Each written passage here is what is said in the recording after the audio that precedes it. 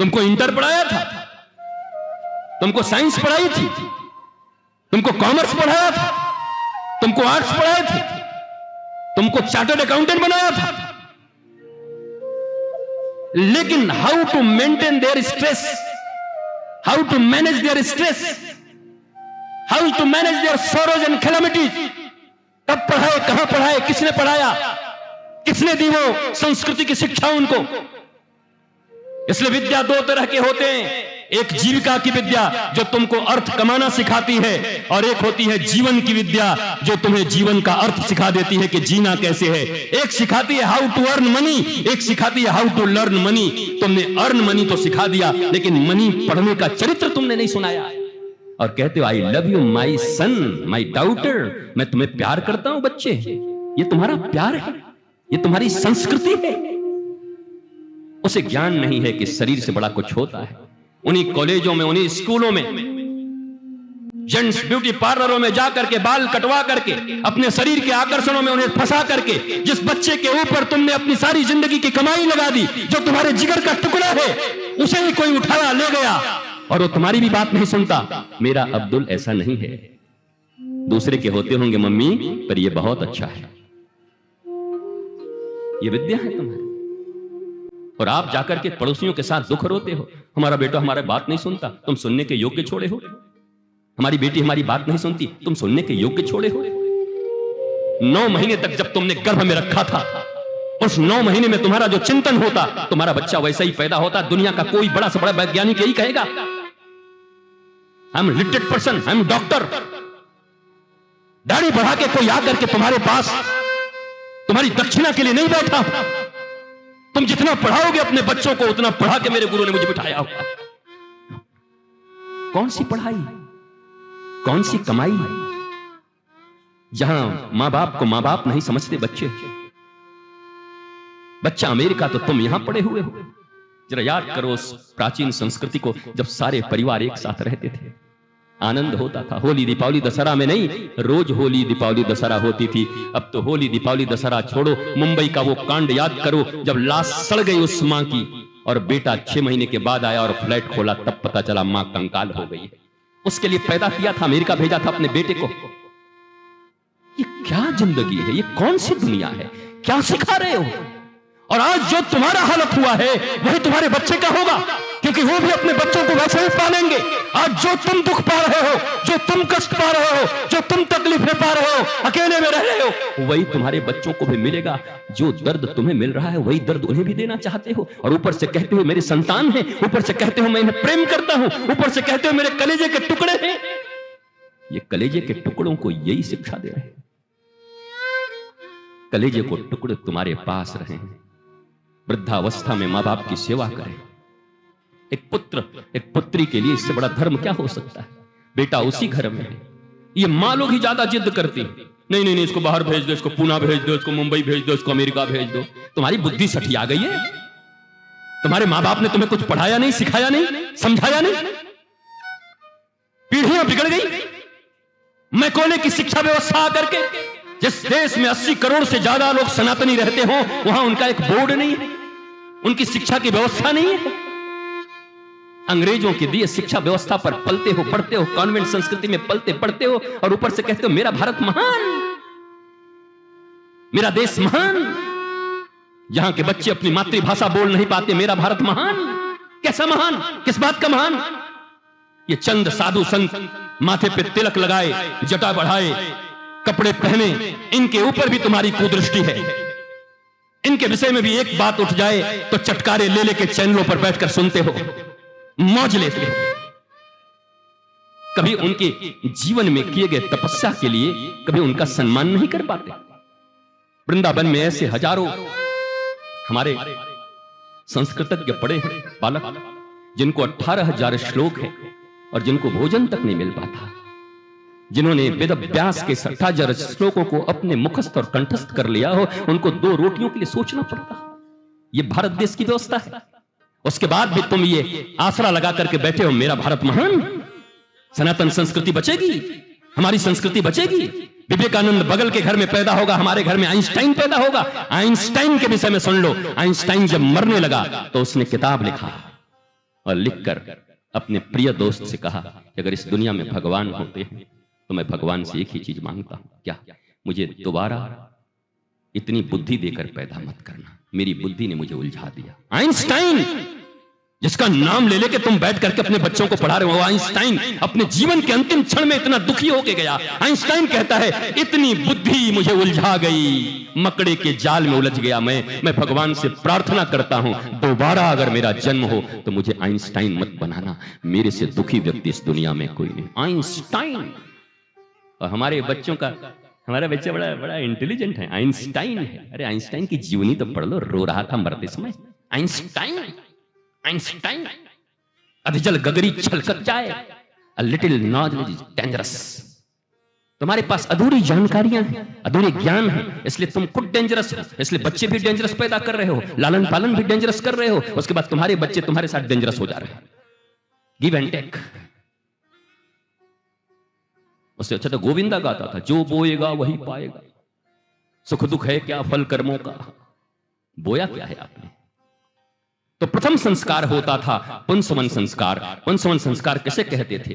गर्भ धारण के पहले माता और पिता सुचिता के साथ यज्ञ करते थे। हमारे संस्कार में, हमारे हिंदुस्तान में यज्ञ होता था, नारायण का जाप होता था, मन प्राण दोनों के भगवनमय बने होते थे, और वो पुंसवन संस्कार होता था, उनका मिलन होता था। तो उस गर्भ में कोई न कोई प्रहलाद, कोई न कोई ध्रुव, कोई न कोई मीरा, कोई न कोई जना आती थी, कोई न कोई कबीर और कोई न कोई तुलसी आते थे।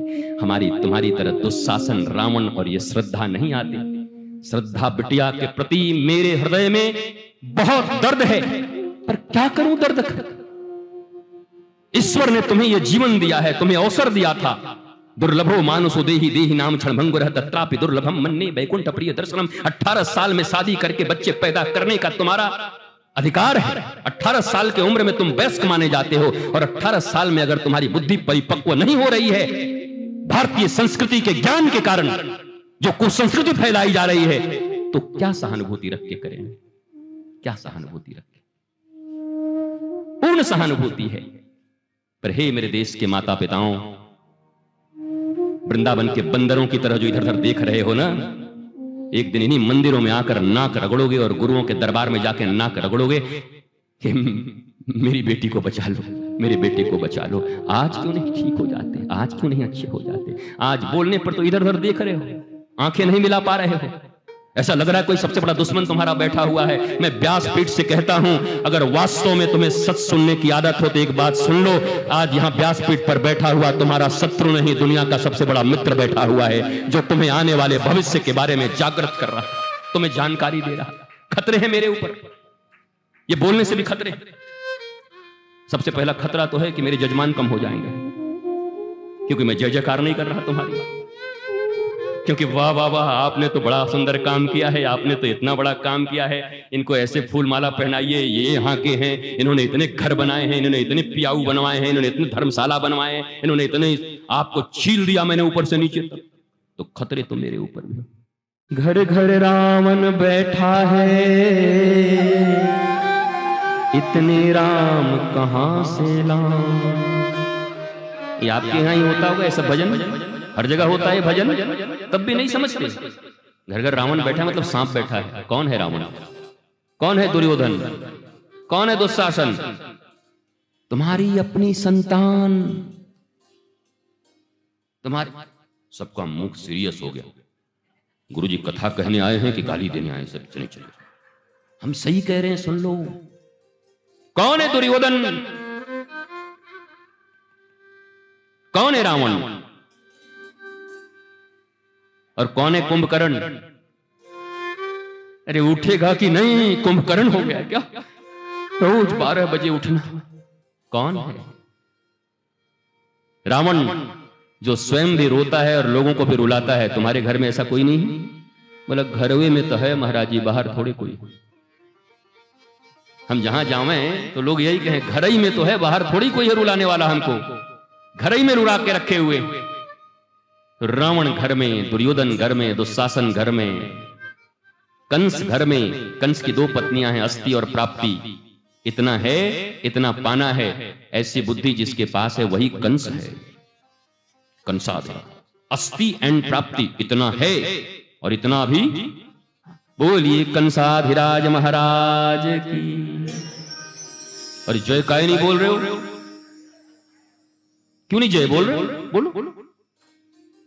घर घर कंस बैठा है, इतने कृष्ण कहां से लाऊं। अरे घर घर रावण बैठा है, इतने राम कहां से लाऊं। घर घर महिषासुर बैठा है, इतनी दुर्गा मां कहां से लाऊं। ये सब वृत्तियां हैं हमारे घरों में, और हम वर्ष में एक बार त्योहार मना के और छुट्टी पा लेते हैं। रामलीला हुआ, दशहरा के दिन टनाटन मारे रावण पर। यहां 200 फुट का रावण बना है, और ये वो 200 फुट का रावण इतना खतरनाक नहीं जितना 4.5 फुट का रावण तुम्हारे घर में बैठा हुआ है। वो तो जलेगा, पटाखे लगे उसमें, आग लगाओगे लकड़ियां जल जाएंगी, पर तुम्हारे घर में बैठा हुआ तुम्हारा संतान, तुम्हारे अपने लोग जिन्हें तुम अपने कहते हो, जिनके भीतर यही वृत्तियां हैं, उन वृत्तियों को कौन जलाएगा? तो क्या कहते हैं, बेटे जला दे ना, वृत्तियों को जलाओ। वृत्तियां कैसे जलेंगी? संस्कार से। संस्कार कहां से आएगा? जन्म के पहले से। हमारे यहां 16 संस्कार होते थे। एक संस्कार ये भी है जो लाइव कर रहे हैं, और 16 संस्कार और होते। 16 संस्कार। पहला होता था पुंसवन। सनातन संस्कृति, भारतीय संस्कृति ऋषियों की बातों को भूल गई, कुछ प्रतीकों को लेकर बैठे हुए हैं और रटे जा रहे हैं, मेरा भारत महान, मेरा भारत महान, मेरा भारत महान। कभी एकांत में हम पुजारी जी से कह के जाएंगे, एकांत में कभी दरवाजा बंद करके जरूर हमारे खाटू नरेश श्याम सरकार से पूछेंगे कि बाबा आपको प्यार करने वाला भी कोई आता है कि दिन रात मांगने वाले ही आते हैं? जरूर आपको बता देंगे। तो जितना बड़ा फूल, तो श्याम बाबा उतना ही देख के पीछे उठते, बोला आ गया। 500 रुपया का माला लेके आया है, कम से कम 5 करोड़ की ठेकेदारी की मांग है।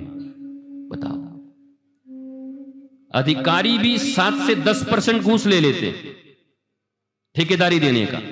और श्याम बाबा को भी क्या कहते हैं हमारे यहां तो, और हनुमान जी को, श्याम बाबा को पता नहीं ये साक्षात ईश्वर हैं, इनको ही लोग कैसे ठगने आते हैं। जरा देखना कि हमारा ये काम हो जाए तो खैर बाबा को तो कम से कम 1.25 मनी चढ़ती है, हनुमान जी को तो 5 ही रुपया में निपटा देते कि 5 रुपया का लड्डू चढ़ाई, अगर हमारा काम हो जाए तब। हनुमान जी कहे वाह बेटा, काम हो जाए 5 करोड़ का तो 5 रुपया, इतना हिसाब किताब हमारा कमजोर है। ज्ञानी नाम अग्रगण्यम सकल गुण निधानम वानराणाम धीसम रघुपति भक्तम वातजातम नमामि मनोज्वम मारुत तुल्य वेगम जितेन्द्रियम बुद्धिमताम वरिष्ठम। बुद्धिमताम, ज्ञानी नाम अग्रगण्यम, ज्ञानियों में अग्रगण्य, intelligent, super brain Hanuman ji. उनको कह रहे हैं 5 करोड़ का काम कराए दा तो 1.25 किलो लड्डू चढ़ाई भी। उधर अधिकारी पहले लेकर के इतना बैठ गया हो, फिर भी चप्पल घिसवा रहा है, काम नहीं हो रहा। और हनुमान जी का हो जाए तब देंगे। अरे हनुमान जी को मनुष्य के बराबर भी तो समझ लो कम से कम, इतना ठग रहे हो। बुद्धि तुम्हारी भ्रमित है कि उनकी भ्रमित है? इतना झूठ, इतना कपट, इतनी बेईमानी, इतना आश्वासन। सारी दुनिया जिनकी है उनको 1.25 किलो लड्डू का आश्वासन। प्यार करते हो कि व्यापार करते हो?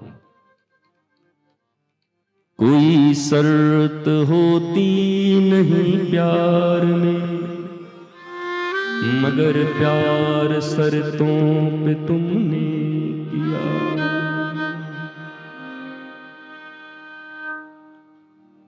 शर्तों से प्रेम नहीं होता। इसका अर्थ ये नहीं कि हमारे माता पिता ये हैं तो देगा कौन।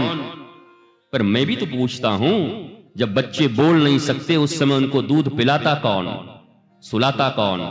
उनके पेट में दर्द होता है तो ये समझकर दवाई देता कौन? मां। इस जगत की साधारण माता अगर बच्चे के बोले बिना उसके जरूरतों को समझ सकती है तो जो परम माता और परम पिता है उनको बोलने की भी क्या जरूरत है? क्या आकर उन्हें प्रणाम नहीं कर सकते? क्या उनके दरबार में झुक नहीं सकते आकर? मौज है, मौज है। श्याम बाबा उधर से पूछे कैसा है? बोला मौज है, आपकी कृपा है। लख खाटू नरेश की जय हो, जय हो।